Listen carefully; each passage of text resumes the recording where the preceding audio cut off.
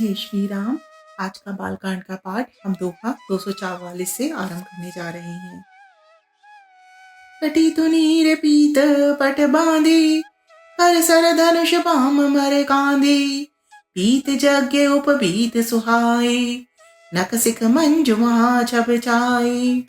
देखी लोग सब भय सुखारे, एक टक लोचन जलत न तारे।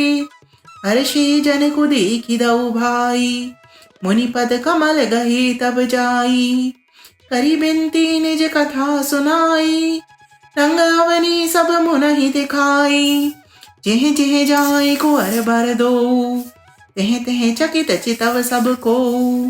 निज निज रुक रामहि सब देखा, को न जान कछु मर्म विशेषा। भली रचना मुनि निपसन गायो, राजा मुदित महासुख लायो। सब मंचन ते मंचु एक, सुंदर बिसद विशाल। मुनि समेत दो बंधु तेह, बैठा रे महिपाल। सियावर राम जय जय राम, मेरे प्रभु राम जय जय राम। मंगल भवन मंगल हारी, प्रभु सुदशरथ अजर बिहारी। दीन दयाल विरद संभारी, हरहु नाथ मम संकट भारी। मोर मनोरथ जानऊ स्वामी, तुम सब जानऊ अंतरयामी। राम नमामि नमामि नमामि, सिया राम नमामि नमामि नमामि। कमर में तरकस और पीतांबर बांधे हैं, दाहिने हाथों में बाण और बाएं में सुंदर कंधों पर धनुष तथा पीले जनेऊ सुशोभित हैं। नख से लेकर शिखा तक सब अंग सुंदर हैं, उन पर महान शोभा छाई हुई है। उन्हें देखकर सब लोग सुखी हुए। नेत्र एकटक हैं और तारे भी नहीं चलते। जनक जी दोनों भाइयों को देखकर हर्षित हुए। तब उन्होंने जाकर मुनि के चरण कमल पकड़ लिए, विनती करके अपनी कथा सुनाई और मुनि को सारी यज्ञशाला दिखाई। मुनि के साथ दोनों श्रेष्ठ राजकुमार जहां जहां जाते हैं, वहां वहां सब कोई आश्चर्यचकित हो देखने लगते हैं। सब में राम जी को अपनी अपनी ही ओर मुख किए हुए देखा, परंतु इसका कुछ भी विशेष रहस्य कोई नहीं जान सका। मुनि ने राजा से कहा, रंगभूमि की रचना बहुत ही सुंदर है। विश्वामित्र जैसे निस्पृह विरक्त और ज्ञानी मुनि से रचना की प्रशंसा सुनकर राजा प्रसन्न हुए और उन्हें बड़ा सुख मिला। सब मंचों में से एक मंच अधिक सुंदर, उज्जवल और विशाल था। स्वयं राजा ने मुनि सहित दोनों भाइयों को उस पर बैठाया। प्रभु हृदय की सब निपहिए हारे, जनुरा के से उदय बहतारे। असी प्रतीति सबकी मन माही, राम चाप तो रब सक नाही। बिनु बजयो भव धनुष विशाला, मेलई सिए राम और माला। अस बिचारी गवन घर भाई, जसु प्रताप बलु तेजु गवाई।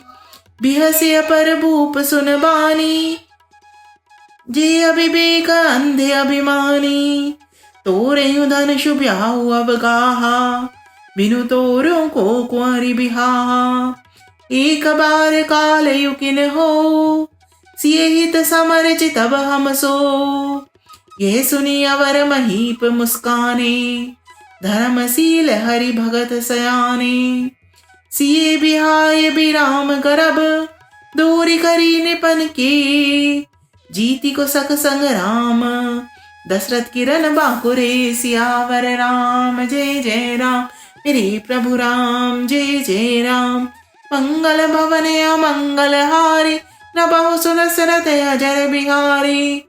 दीन दयाल विरद संभारी, हरहु नाथ मम संकट भारी।